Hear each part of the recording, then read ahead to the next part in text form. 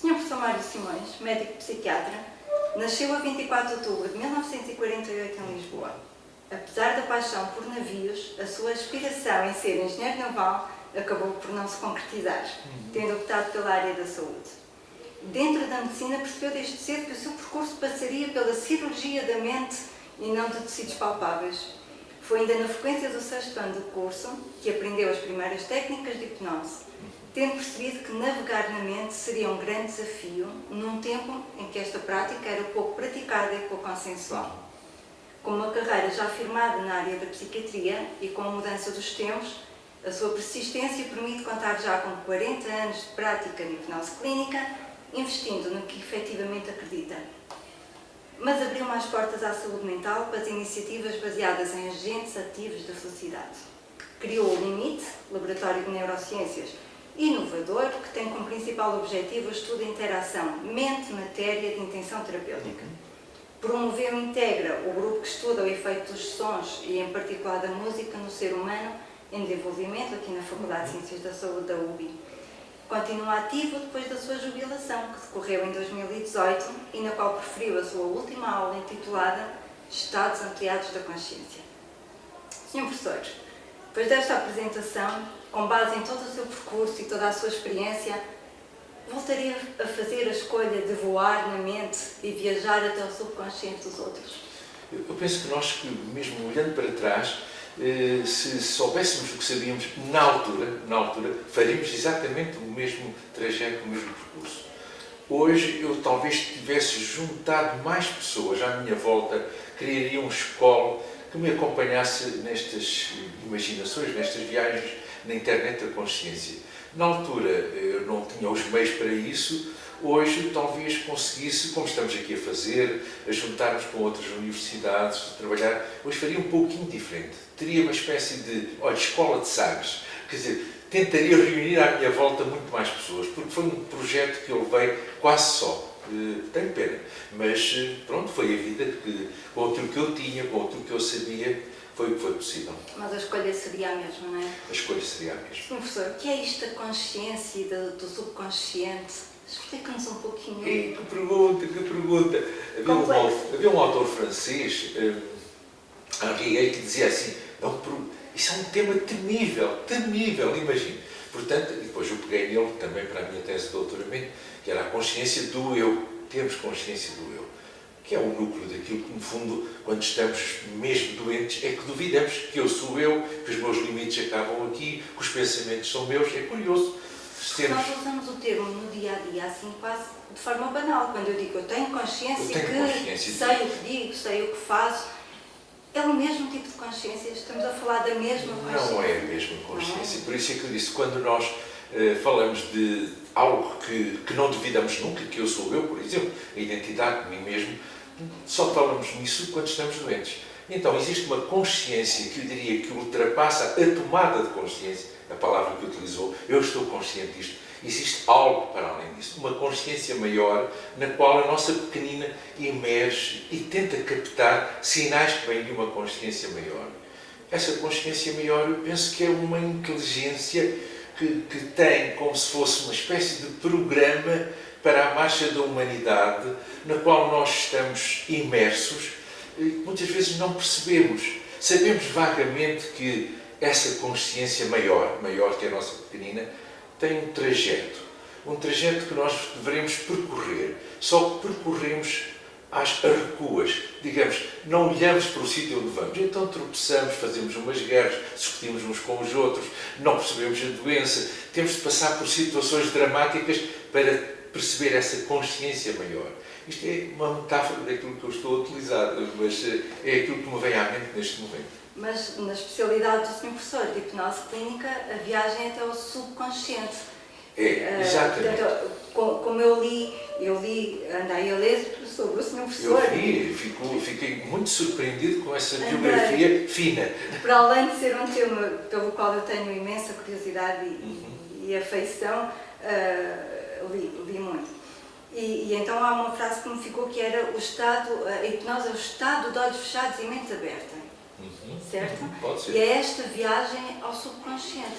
O que é isto da hipnose? O que é que a hipnose nos permite efetivamente? A hipnose clínica tem hoje um potencial incrível. Para além de nós podermos, digamos, modificar algumas funções corporais, melhorá-las até, poderíamos ir mais fundo na compreensão do ser humano. Podemos fazer experimentação. Através da hipnose podemos simular até a toma de medicamentos, até a toma de plantas psicadélicas. Podemos simulá-las. Podemos simular a nossa própria morte. Aliás, uma tese de doutoramento, na qual sou co-orientador neste momento, em que estamos a levar as pessoas sob hipnose a ter uma experiência de quase morte. Portanto, o potencial... Isso não é sofredor? Como? Isso não é muito sofredor? Não, porque a pessoa está noutro estado de consciência. E então, quer dizer, nós criamos uma espécie de viagem de imaginação. Imagine que vai passear no campo, esse campo é um campo com neve, e está encantado, ouve os passarinhos, subitamente há uma avalanche e a pessoa fica soterrada debaixo da neve. E então aí é que vem a experiência de quase morte. Mas é salva no último momento por uns cães de São Bernardo que vão lá e depois a partir daí é a pessoa sentir que está a sair fora do corpo, a passar por um túnel, a ouvir canções celestiais, ouve Mozart, não é? A Lux Eterna, e tem uma experiência tal e qual. Chega mesmo a ter conversas imaginárias com pessoas que já faleceram, com seus falecidos. É uma experiência de quase morte vivenciada na totalidade. Acredito. Quando se sai do estado hipnótico, a pessoa tem noção do que... Tem a noção, porque nós fazemos isso. E o sentimento? Sem dúvida, tudo. Conta-nos depois o que se passou, com quem falou, as histórias que viveu, o avô que não conheceu e que depois conta-nos histórias e diz: olha, vá agora para casa e pergunte se essa imagem que teve.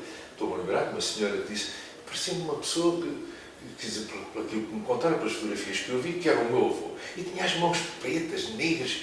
Eu não percebi aquilo para explicar que o avô que era mineiro, que trabalhava, e ela não sabia disso, que ele aparecia muitas vezes com as mãos negras. Portanto, a hipnose clínica permite-nos viajar para o passado, para o futuro, para circunstâncias que nós ainda nem sabemos como elas estão na nossa memória.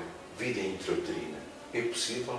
Na hipnose. Então pergunta-me assim: isso é real ou é imaginário? Há pessoas que dizem assim, as pessoas perguntam-me assim: isto foi um sonho, é tudo imaginação minha? E digo assim: o que é que sente? E a pessoa diz assim: foi tão vivido que eu costumo duvidar. E houve pessoas, para dar um exemplo dessa viagem ao inconsciente, a sua pergunta, uma enfermeira, durante um curso que estávamos a fazer, que eu ensinava, disse assim: eu gostava de ser levado ao momento do parto. E eu disse assim: bom, ok, tenho que fazer a demonstração. Então a pessoa: estou a ver a minha mãe está a dar a luz, então tudo isso, eu estou a nascer, e digo: então agora está a pôr em cima do peito dela, e ela assim, e você está a abrir os olhos pela primeira vez e diz assim: não é a minha mãe.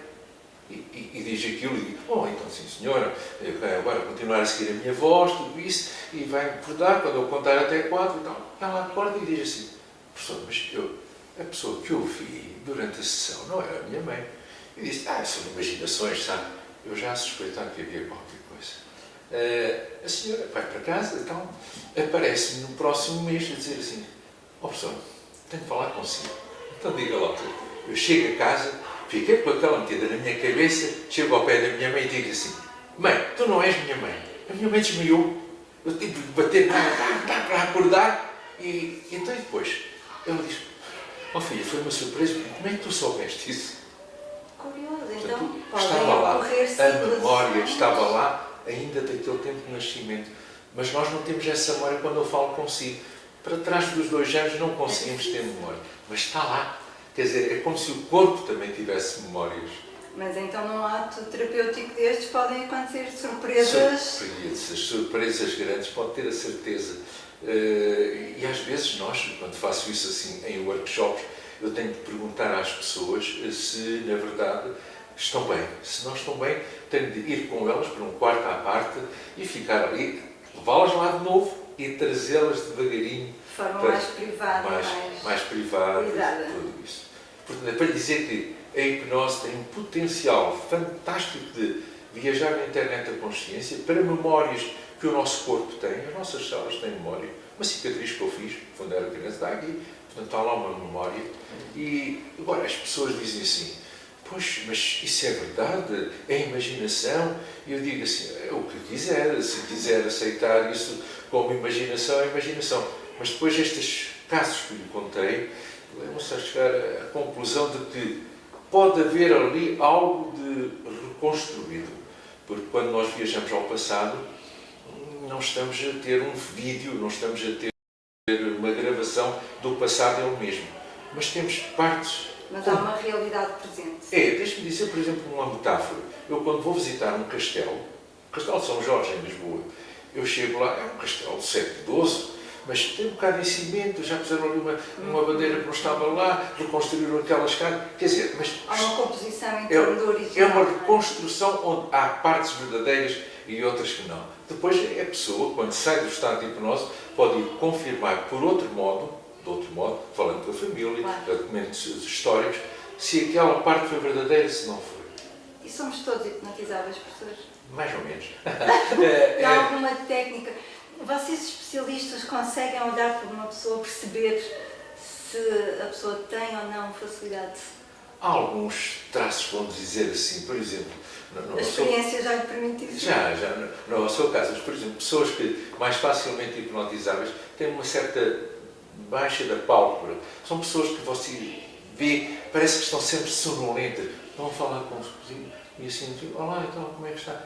É como se houvesse ali um estado especial de que já são indícios de que aquela pessoa é mais facilmente hipnotizável. E há um teste que se chama exatamente um teste de hipnotizabilidade, em que se faz exatamente isso. Eu digo à pessoa, revire os seus olhos, olhe para cima o máximo que puder e depois deixe cair a pálpebra. Quanto mais a pálpebra cair, mais hipnotizável. Isso é um teste simples. E depois podemos fazer pequenos testes, como fazem na hipnose de palco. A pessoa está de olhos fechados, eu digo assim, imagine que está num barco, e o barco está a oscilar. O barco agora a polpa sobe, agora arreia, assim, e eu digo assim, vem uma onda grande e vai cair. E a pessoa cai. Simplesmente com a minha sugestão, se a pessoa cai, eu digo, olha, então fica aqui para o espetáculo. É assim, portanto, há assim alguns pequenos testes que nós fazemos, só olhando, esse que eu lhe disse, a pálpebra um bocadinho mais baixa, eu digo assim, mas são pessoas também mais intuitivas, sabe? É uma curiosidade, porque eu costumo dizer que eu tenho sempre as antenas todas a funcionar. Ainda bem. Tenho a sensação que eu nunca consigo desligar a 100%. Ainda bem, é ainda assim bem. um estado de... Mantenha-nos ter estado crítico, vigio. Sempre. E a hipnose deixa-me esta curiosidade. Será que eu seria hipnotizável? Será que eu conseguia entrar num estado de relaxamento tal? Olha, o principal para entrar em hipnose tem de haver uma relação, digamos, simpática, uma espécie de campo de confiança. Exatamente. É a mesma expressão que nós utilizamos dentro da hipnose, é o rapport, estabelecer uma relação boa. Se estabelece uma relação boa, outra pessoa tem confiança, então pode deixar-se ir. E depois eu diria, 85% das pessoas são minimamente sugestionáveis e hipnotizáveis. E depois há assim uns 5, 7% que faz-se assim um gesto, e a pessoa, era o caso do nosso português Abade Faria, ele era um abade de Goa, eu fazia hipnose em segundos. Eu faço essa demonstração e as pessoas ficam assim, mas como é que é possível? Eu próprio me surpreendo, mas utilizava a surpresa, utiliza sobretudo a surpresa. E há outras pessoas, por mais que nós tentemos relaxamento, a surpresa, não consigo. 5% são, de certo modo, muito difíceis. Mas mesmo essas, deixe-me dizer, se alinham, dizem, ok, eu não sou hipnotizado, mas deixe-me levar pelas suas palavras e estou sempre crítico em relação a isso. Se nós queremos um efeito curativo, fica um pouco... Com um acordo terapêutico é possível. Fica lá qualquer coisa, dizer assim, sei lá, gostava de ser hipnotizado para realizar uma entrevista, eu vou para lá confiante e tudo isso, mas não consigo, ok, então continuo só a prestar atenção à minha voz, às minhas palavras. Funciona. Não funciona tanto, mas funciona um bocadinho. Fica qualquer coisa. E as crianças, professores? É possível as crianças são aplicar? muito facilmente hipnotizáveis. Porque nós aí ficamos com o jogo, é brincadeira, é distractibilidade. Eu começo a contar... São menos desconfiadas. Muito menos desconfiadas. Por exemplo, eu faço um teste de criança quando com os meus alunos e digo assim, se querem perceber o que é hipnose, uma coisa tão simples que posso aqui explicar. Por exemplo, eu digo às pessoas, fechem as vossas mãos assim e agora fiquem a olhar, de olhos abertos, hipnose de olhos abertos, a olhar para as vossas mãos e imaginem que eu estou a pôr uma cola UHU entre os dedos. Depois digo, aquela cola com as letrinhas pretas, amarelas, está a escorregar, olha ali. E depois estão a ver os dedos, assim, de um lado e do outro, e vou. Só a única coisa nova aqui é a imaginação da cola. De resto, digo, olha, as vossas unhas estão a ficar mais brancas, tudo isso, tem os pelos aqui, vêm as veias. Começo com uma história normal, que a pessoa aceita, mas vou introduzindo uma coisinha assim, que não, a cola preta, a cola agora está a escorregar, pois é, não deixa aqui, para o pulso, aperta. E, portanto, aí já a pessoa começa assim. Mas há sempre as mãos apertadas, muito bem, claro, volta outra vez a introduzir realidade. E nesta mistura de realidade, brincadeira, é aquilo que nós fazemos com as crianças. E as pessoas dizem assim, agora estão tão apertadas, está tão colada, que eu digo que é impossível separá-lo. Tentem. E não conseguem. Pronto. E as pessoas ficam assim a olhar para mim. Então, isto é hipnose. Eu até estou acordado. Acordar. E depois tenho de dizer às pessoas, pronto, agora ponho isso assim num balde com água quente. Ai, que bom. Ai, que bom. Está a sair a cola. Está a ver? Isto é, as crianças entram neste jogo. Realidade, brincadeira. E se nós fizermos isso com adultos, também vai. E em termos terapêuticos, professores, é aplicável em qualquer tipo de patologia? Há patologias específicas para tratamento Sim, terapêutico? as da psicoterapia, as normais da psicoterapia, eu diria fobias, pânico, crise de pânico, deixa-me ver mais aquelas que... mas sobretudo as fobias com grande sucesso. A dor crónica, sem dúvida. O parto feliz, aliás, fizemos aqui cursos para o parto feliz. O parto feliz, nós dizemos, é o parto sem dor, mas é o parto feliz para a mãe, para o pai, para o médico, para a criança. A pessoa imagina o parto como ele vai ser e vai correr bem. Portanto, temos a obstetrícia. Praticamente, eu diria, todas as especialidades médicas têm uma indicação para hipnose. Gastroenterologia, que é onde nós temos já muitos estudos aí sobre o cólon irritável, o intestino irritável. Fantástico esse aí. Temos todas, digamos, uma quantidade de estudos. E depois teremos para as patologias, digamos, somáticas, essas que eu disse, no geral, as psicoterapias aceleram o processo psicoterapêutico. E depois há pessoas que tentam ainda descobrir causas, entre aspas, porque a tal viagem ao passado é uma reconstrução.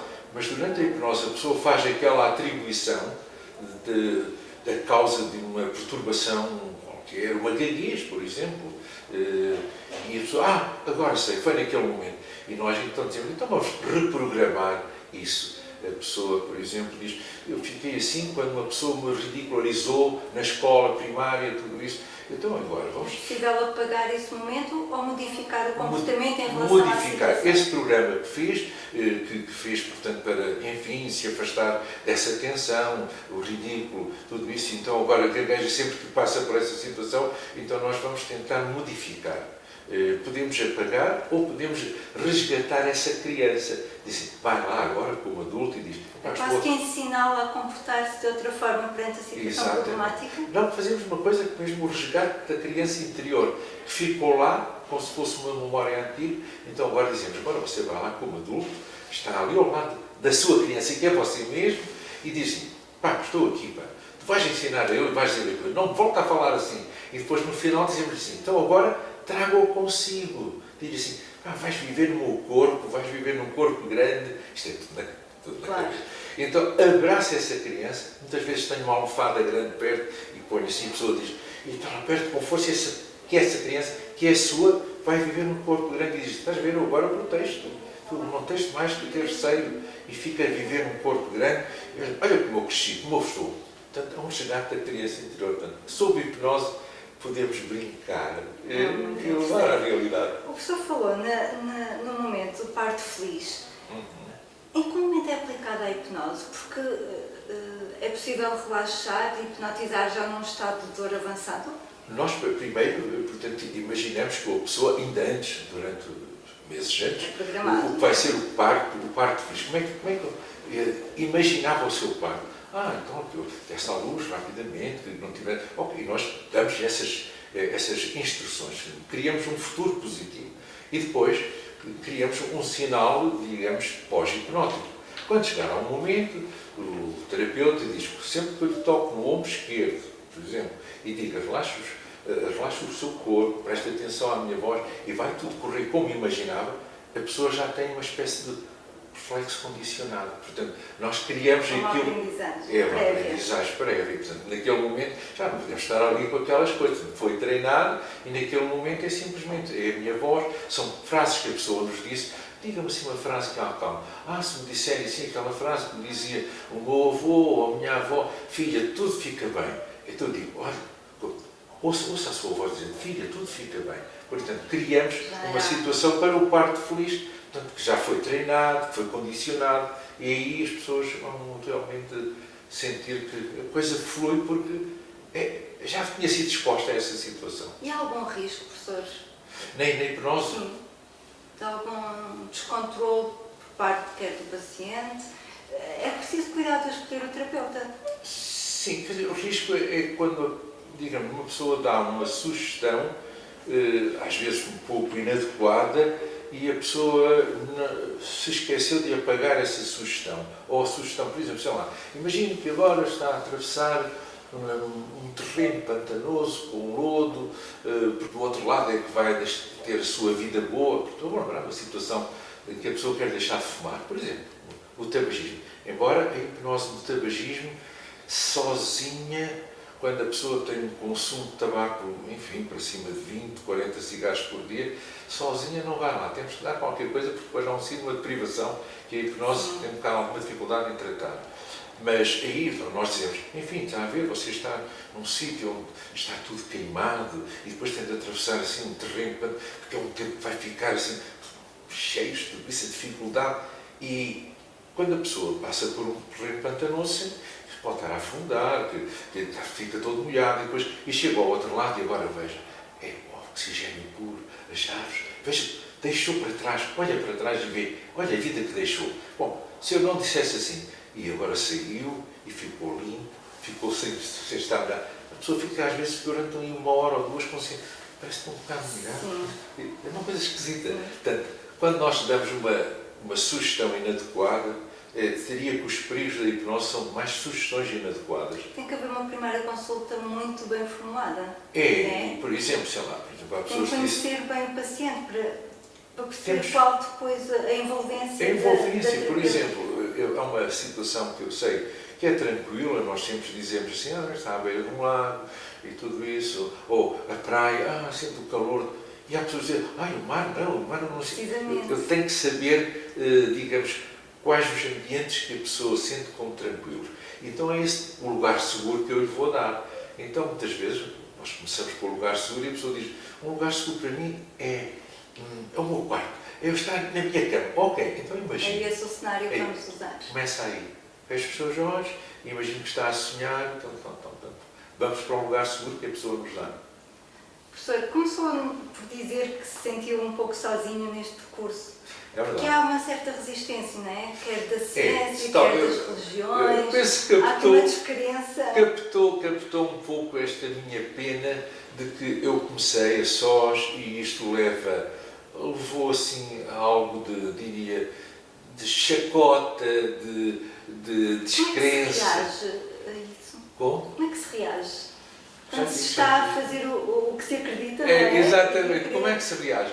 E começou assim, era a chacota, tu acreditas nisso, mas que disparate, isso não há provas, isso é uma medicina complementar, isso é charlatanismo. E eu dizia, mas não, há tratados, há revistas científicas, há tantas provas já dadas dentro.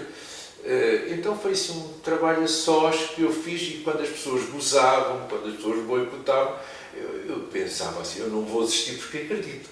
Mas nunca opus resistência, nunca fui, digamos, militante. Não, isto aqui é verdadeiro, não sei o quê, tudo isso. Não, nunca fui militante. Eu dizia, eu sou simpatizante da causa e como eu não lutava com as pessoas, dizia assim, bom, isto é uma pancada dele, deixaram-me fazer, então autorizaram que eu entrasse para, enfim, levasse isto ao Conselho Científico da minha faculdade, apresentava, digamos, uma proposta fundamentada, com muitos artigos, até de revistas que não tratavam hipnose, mas tinham um artigo ou outro de hipnose fundamentado, então está bem, ok. Ele passa o curso, porque eu nunca pus resistência, então tive um curso durante 20 anos na Faculdade de Medicina de Lisboa, que era, digamos, hipnose clínica e experimental, fazíamos experiências também. E foi assim que a coisa foi até ao fim, durante 20 anos, depois eu saí da faculdade e agora continuo com este curso, um pouco modificado porque introduzimos outros estados de consciência, a meditação, por exemplo, treino autógeno na Universidade de Fernando Pessoa, no Porto. Portanto, o curso continua há 4 anos na Universidade de Fernando Pessoa, no Porto. Este estudo que estamos a realizar agora aqui Também. envolve som, envolve música, portanto, é um complemento. É um complemento. Eu há pouco falei, por exemplo, naquela experiência de quase morte, em que nós queríamos criar uma imersão. Eu tinha o som da experiência de quase morte.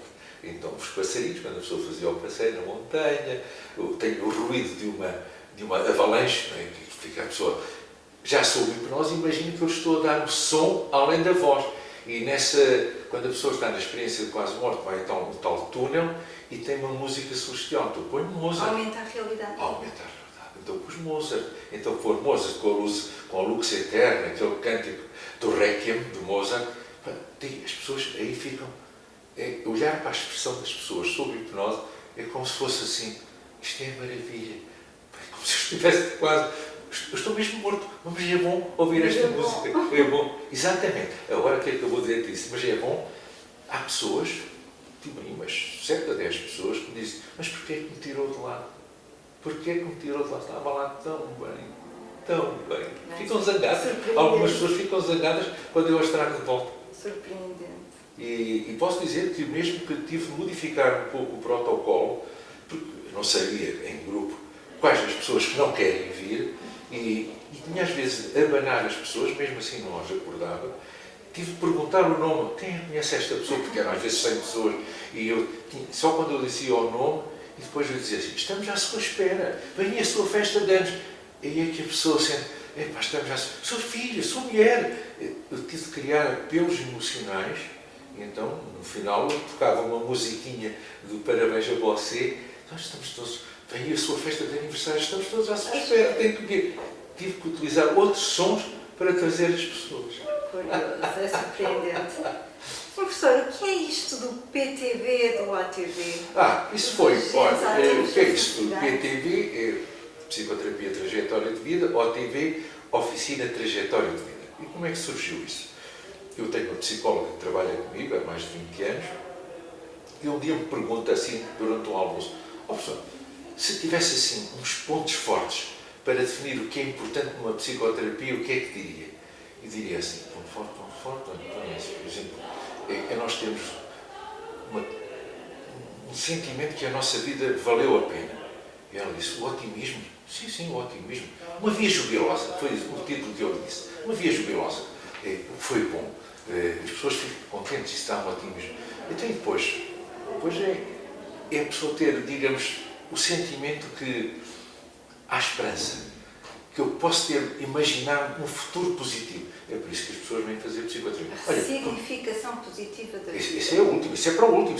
Primeiro começamos com este é o objetivo final. Isso é o objetivo final. Mas primeiro o que nós dizemos é criar um sentimento de otimismo, que é exatamente esse, a sua via jubilosa, sei lá, quando foi para a escola, o seu aniversário, aquele bolo que a avó fazia, a festa de anos, as prendas de Natal, são coisas boas. O seu primeiro beijo, o namoro, o casamento, o filho, são coisas, o curso, e as pessoas saem dali, minha vida foi boa.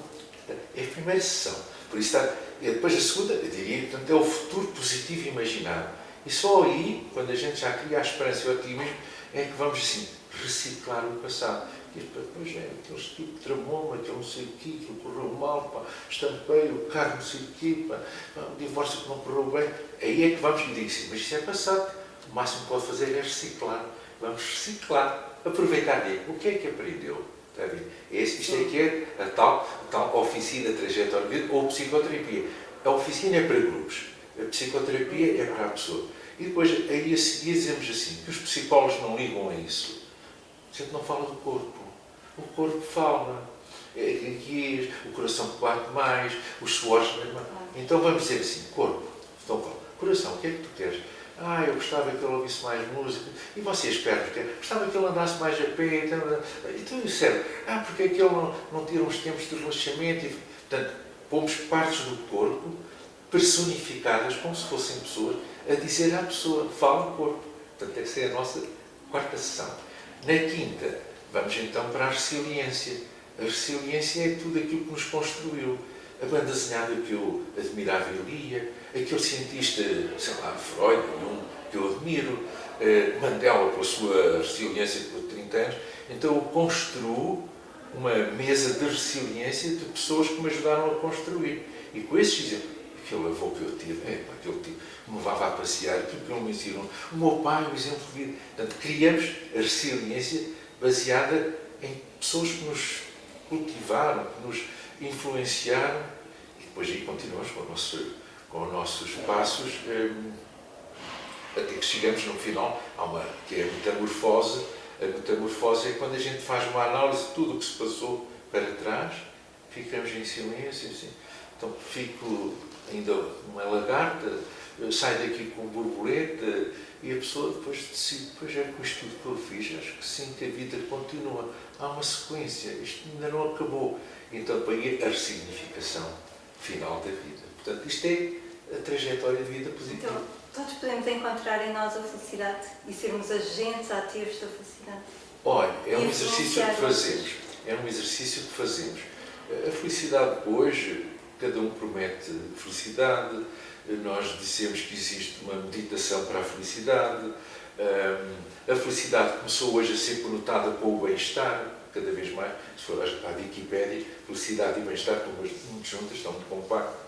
E então o que nós podemos dizer é assim, damos um contributo para esse sentimento talvez vago de que está contido na definição de saúde da Organização Mundial de Saúde. Portanto, não é apenas uma ausência de doença, mas é também um bem-estar psicológico e social. E daí, portanto, estes 8 passos da trajetória de vida positiva, em que a pessoa vive na consciência, é um contributo para encontrar isso. Não se pode prometer a felicidade. É algo que é um caminho. Não é um local onde se chega. Constrói-se. Diariamente. Constrói-se diariamente. É verdade. Sr. Professor, vai ser sem dúvida um marco nesta temática. Nesta matéria, quando se falar nesta temática, vai-se falar em Mário Simões, sem dúvida. Talvez, olha, não sei. Olha, e esta não é uma pergunta, é uma afirmação, se me permite. Para concluirmos, é mesmo o que eu acho. Este vai ser um marco com o nome de Mário Simões. Obrigado, mas eu sinto, se eu der um pequenino contributo, já fico tão contente. Mas eu quero crer que não vai ser tão pequenino assim. Vai ser assim a rampa de lançamento para um futuro e vamos ver. Muito obrigado. Eu é que agradeço, professor. Muito obrigada.